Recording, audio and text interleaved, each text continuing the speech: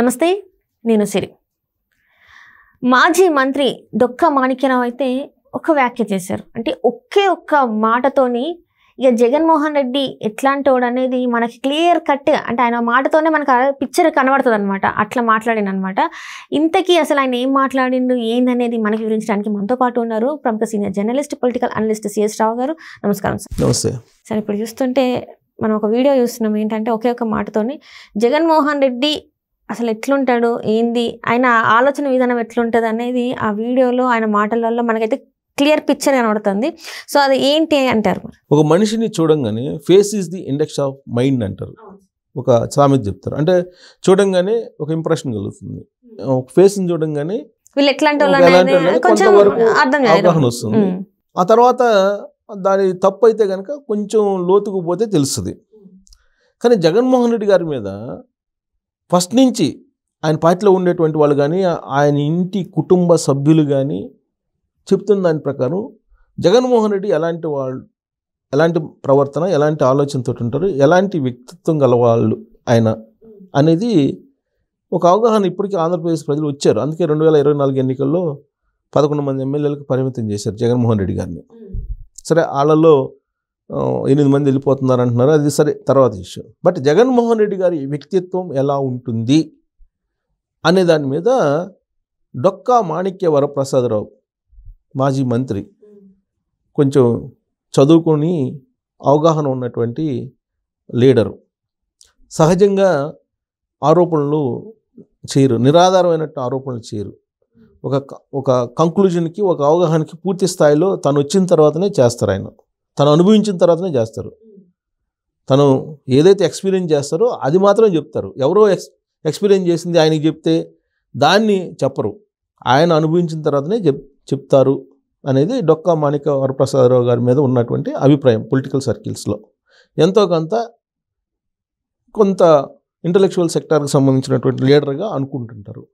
ఆయన ఇటీవల ఒక యూట్యూబ్ ఛానల్కి ఇచ్చినటువంటి ఇంటర్వ్యూలో ఆయన చెప్పినటువంటి ఒకే ఒక మాట, జగన్మోహన్ రెడ్డి గారు ఎలాంటి వాడు, ఎలాంటి వ్యక్తిత్వం కల వ్యక్తి అనేది చాలా క్లియర్గా అర్థమవుతుంది.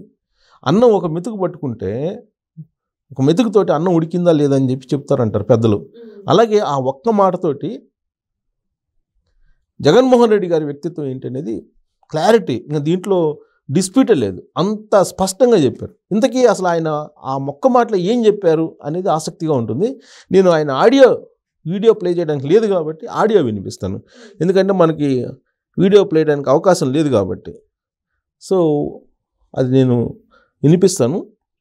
సపోజ్ నాగరాజు అంటే ఆయనకి ఇంట్రెస్ట్ అనుకో, నాగరాజు తప్పు చేశాడు అనుకో, అంటే ఒక రేప్ చేశాడు లేకపోతే ఒక మర్డర్ చేశాడు అనుకో, నేను వెళ్ళి సార్ నాగరాజు ఒక మర్డర్ చేశాడు అన్నా అనుకోండి, ఒకటే కదనా అంటాడు, ఒక మర్డరే కదా చేసింది అంటాడు, 10 చేసినప్పుడు ఆలోచిద్దామని అంటాడు. అంటే ఇది మేము కూడా చేశారు బ్రహ్మానందటి. అంటే ఒక తప్పు చేస్తే తప్పు చేశారు సార్ పలాని వ్యక్తి అని చెప్పి జగన్మోహన్ రెడ్డి గారి దగ్గరికి వెళ్ళి చెప్తే ఒకటే కదన్నా 10 చేయని. అంటే అది కూడా తన ముందు మెన్షన్ చేసింది ఏంటంటే ఆయనకి ఎవరైనా ఇష్టమైన వ్యక్తుల గురించి తప్పులు చేస్తే, అంటే ఆయన ఒకవేళ ఆయన ఇష్టపడితే వాళ్ళు ఎంత తప్పు చేసినా కూడా ఆయన కరెక్ట్ కిందనే లెక్క చేస్తారు. అది మర్డర్ అయ్యి అత్యాచారం ఏం చేసినా కూడా ఆయన కరెక్టే అనిపిస్తుంది. అదే చెప్తున్నది. ఇప్పుడు మాణిక్య వరప్రసాద్ గారు అంత ఈజీగా చెప్పరు. ఆయన వైఎస్ఆర్ కాంగ్రెస్ పార్టీలో ఉన్నారు, జగన్మోహన్ రెడ్డి గారికి దగ్గరగా ఉన్నారు, గతంలో రాజశేఖర రెడ్డి గారికి దగ్గరగా ఉన్నారు. ఆయన సుదీర్ఘమైనటువంటి రాజకీయ గుర్తింపు ఉన్నటువంటి లీడరే ఆయన. సరే, ప్రస్తుతం తెలుగుదేశం పార్టీలో ఉన్నారనుకోండి, అది వేరే విషయం. కానీ వైఎస్ఆర్ కాంగ్రెస్ పార్టీలో ఉన్నప్పుడు జగన్మోహన్ రెడ్డి యొక్క వైఖరి ఎలా ఉంది అనే దాని మీద చాలా క్లియర్గా చెప్పారు. అంటే ఒక రేప్ చేసి వచ్చినా కానీ అన్న పలానా అతను రేప్ చేసి వచ్చాడు అని చెప్తే ఒకటే కదా, ఒక 10 చేయని ఆలోచిద్దాం అని అంటారంట జగన్మోహన్ రెడ్డి గారు. అంటే ఒక తప్పుని తప్పు లెక్క ఉండదు. ఒక తప్పు కాదు, అసలు తప్పులు అనేవి తప్పు చేస్తే ఎంకరేజ్ చేస్తారనేది ఆయన భావన. తప్పు చేయనాడు అవసరం లేదు అనేది ఆయన భావన. అంటే తప్పు చేస్తే లైమ్ లైట్ లో ఉంటారని. జగన్మోహన్ రెడ్డి గారికి ఆలోచన ఏదైనా కానీ తప్పులు ఇన్ని చేస్తే అంత ప్రయారిటీ ఇస్తారు అనేది ఆయన భావన.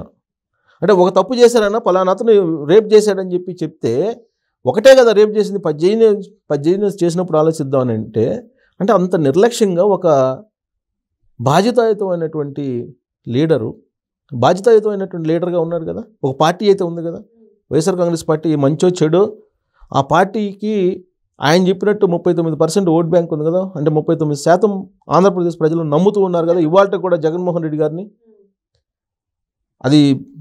అదే ఆయన పూర్వజన్మ అదృష్టమో లేకపోతే పూర్వజన్మలో పెద్దలు చేసుకున్నటువంటి అదృష్టమో, మొత్తానికి ఒకసారి అయితే సీఎం అయ్యారుగా, సీఎం అవకాశం ఇచ్చారుగా. జగన్మోహన్ రెడ్డి గారికి వాళ్ళ నాన్న చరిష్మా కలిసి వచ్చిందో కారణం ఏదన్నా కానీ ఒకసారి ముఖ్యమంత్రి చేశారు కదా, ఒక పార్టీకి అధినేత కదా. 39% నాకు ఓట్ బ్యాంక్ ఉందని ఇప్పటికి కూడా బల్లగుద్ది చెబుతున్నారు కదా జగన్మోహన్ రెడ్డి గారు. అలాంటి బాధ్యతాయుతమైనటువంటి పొలిటీషియను ఎలాంటి వాడు అతను అనేది మాణిక్యవర ప్రసాద్ చెప్తున్నారు. ఈ మాట వింటే ఆంధ్రప్రదేశ్ ప్రజలకు భయం వేయట్లేదా? భయం వేయాలి కదా. అలాంటి లీడర్నా మనం ఎంచుకుంది, అలాంటి లీడర్గా మనం 39% ఓట్ బ్యాంక్ ఇచ్చిందని చెప్పి ఆలోచించాలి కదా. అంటే ఒక తప్పు చేస్తే, తప్పులు చేయక ఏం చేస్తారన్న, ఒక 10 తప్పులు చేయని ఆలోచిద్దాం. అంటే మనిషి అన్నాక తప్పులు చేసి సహజం అన్నట్టు మాట్లాడుతున్నారు. అంటే అది కూడా రేప్ గురించి చెప్పారు ఆయన. ఒక రేప్ చేసి వస్తే 10 రేపులు చేయని ఏమవుతుంది అన్నట్టుగా జగన్మోహన్ రెడ్డి గారు మాట్లాడతారు అని ఆయన చెప్తున్నారు. ఆయన చెప్పింది అక్షరాల నిజం అని చెప్పి అనడానికి కొన్ని ఉదాహరణలు మనం రివీల్ చేసుకోవాలి. ఎలా అంటే, ఇప్పుడు అనంతబాబు ఉన్నాడు. అనంతబాబు తన కార్ డ్రైవర్ని చంపేసి వాళ్ళ ఇంట్లోకి డోర్ డెలివరీ చేశారు. ఇంకొక పార్టీ నాయకుడు అయితే ఏం చేస్తారు, అతన్ని ఇమీడియట్గా సస్పెండ్ చేస్తారు. అవునా? ఇమీడియట్గా సస్పెండ్ చేయడంతో పాటు ఎమ్మెల్సీ పదవిని ఊడబీకుతారు. కానీ జగన్మోహన్ రెడ్డి గారు ఏం చేశారు, పార్టీ నుంచి సస్పెండ్ చేయలేదు, ఎమ్మెల్సీ పదవి ఊడబీకలేదు. ఆయన రివ్యూ మీటింగ్లో పక్కన కూర్చోబెట్టుకున్నారు బెయిల్ మీద తీసుకొచ్చి. అంటే ఇప్పుడు డొక్కా మాణిక్యవర ప్రసాద్ గారు చెప్పింది నిజం అనిపిస్తుంది కదా. అది ఆ బిహేవియర్ చూస్తుంటే అయిపోయిందా. తర్వాత ఇంకొక ఉదాహరణ తీసుకుందాం, జోగి రమేష్. ఈ జోగి రమేష్ ఏం చేశారు, ఒక పార్టీ కార్యాలయం మీద దాడులు చేశారు. ఒక మాజీ ముఖ్యమంత్రి చంద్రబాబు నాయుడు, అప్పట్లో ఇప్పుడు ముఖ్యమంత్రి, ఆ రోజున దాడి చేశారు. ఆయన ఇంటికి పోయి ఒక మాజీ ముఖ్యమంత్రి ఇంటికి వెళ్ళి దాడులు చేసేంత అది చేయడం అనేది కరెక్ట్ అని అసలు? ఒక పార్టీ కార్యాలయం మీదకి వెళ్ళి ధ్వంసం చేశారు లోపలికి వెళ్ళి. దానికి గిఫ్ట్గా దాన్ని చేయించింది ఎవరు, దాని సారథ్యం వహించింది ఎవరు, జోగి రమేష్.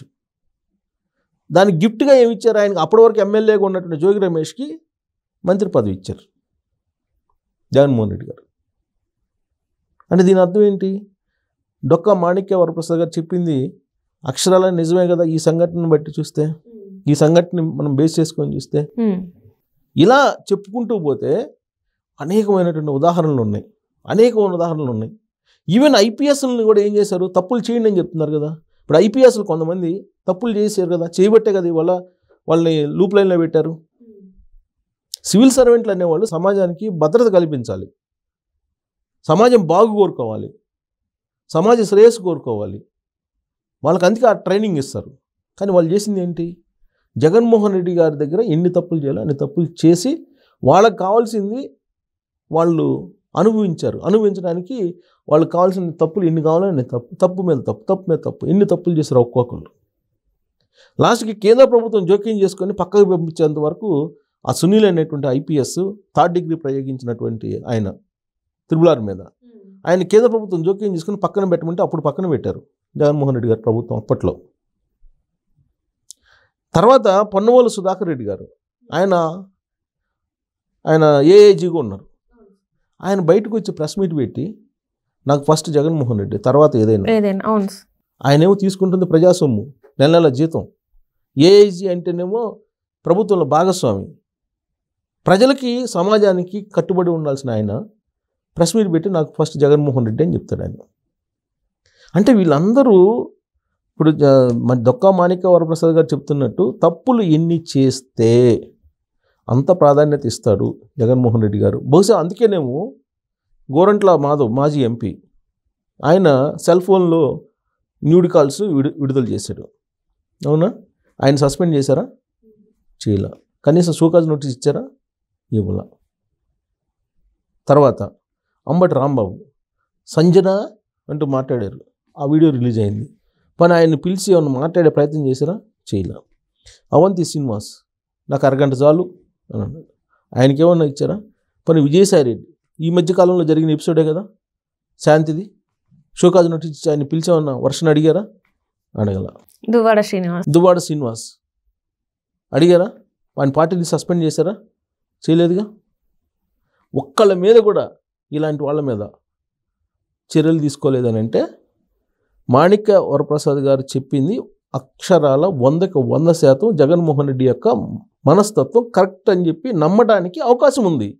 ఇలాంటి అంశాలు చాలా ఉన్నాయి, ఇలాంటి సంఘటనలు చాలా ఉన్నాయి. షర్మిలా చెప్తున్నారు కదా, షర్మిలానే చెప్తున్నారు, వాళ్ళ ఇంట్లో మనిషే చెప్తున్నారు కదా జగన్మోహన్ రెడ్డి గారి వ్యక్తిత్వం ఎలాంటిది అనేది. ఎన్నికల ముందు ప్రతి అంశం బయట పెట్టారు కదా ఆవిడ, జగన్మోహన్ రెడ్డి గారు ఎలాంటి వాళ్ళని. ఆయన మీద ఉన్నటువంటి అభిప్రాయం ఏంటి? ఎప్పుడో వైఎస్ఆర్ కాంగ్రెస్ పార్టీ పెట్టిన తొలి రోజుల్లోనే హీరో రాజశేఖర్ చెప్పాడు. ఏం చెప్పారు హీరో రాజశేఖరు? ఎదుటి వ్యక్తి ఇస్త్రీ బట్టలు వేసుకున్నా లేదు నీట్గా ఉన్నా ఆయన తట్టుకోలేడు అనేటువంటి విషయం చెప్పారు ఆయన. ఆ తర్వాత అదే అభిప్రాయాన్ని అనేక మంది చెప్పారు జగన్మోహన్ రెడ్డి గారి మనస్తత్వం, ఆయన వ్యక్తిత్వం గురించి. ఆ తర్వాత షర్మిల అలాగే డాక్టర్ సునీత వివేకానంద రెడ్డి వాళ్ళ కూతురు ఆవిడ చెప్పారు కదా జగన్మోహన్ రెడ్డి యొక్క మనస్తత్వం గురించి. అంటే ఇన్ని తప్పులు ఇన్ని చేస్తే అంత పెద్ద నాయకుడు అవుతారు మీరు తప్పులు చేయండి అంటే ఇది ఫ్యాక్షన్ నేపథ్యం అనమాట. ఫ్యాక్షన్ నేపథ్యం నుంచి వచ్చినటువంటి ఫ్యామిలీలో ఉండేటువంటి యాటిట్యూడ్ ఎలా ఉంటుందని దానికి ఈ డొక్కా మాణిక్య వరప్రసాద్ గారు చెప్తున్నటువంటి మాటలు. సో ఆ ఒక్క మాట, ఆయన చెప్పినటువంటి ఒక మాటను మనం ఎన్ని రకాలుగా ఆపాదించుకున్నా కానీ కరెక్టే అనిపిస్తుంది జగన్మోహన్ రెడ్డి గారి మనస్తత్వం గురించి, వ్యక్తిత్వం గురించి. సో ఇది అన్న తర్వాత కూడా ఆంధ్రప్రదేశ్ ప్రజలు నాకు ఇంకా 39% ఓట్ బ్యాంక్ ఉందని చెప్పి జగన్మోహన్ రెడ్డి గారు అంటూ ఉంటే, ఇంకా ఆయనతోటి సెల్ఫీలు దిగడానికి ముందుకు వస్తూ ఉంటే, ఈయన ఆంధ్రప్రదేశ్ని ఆ దేవుడే కాపాడాలి.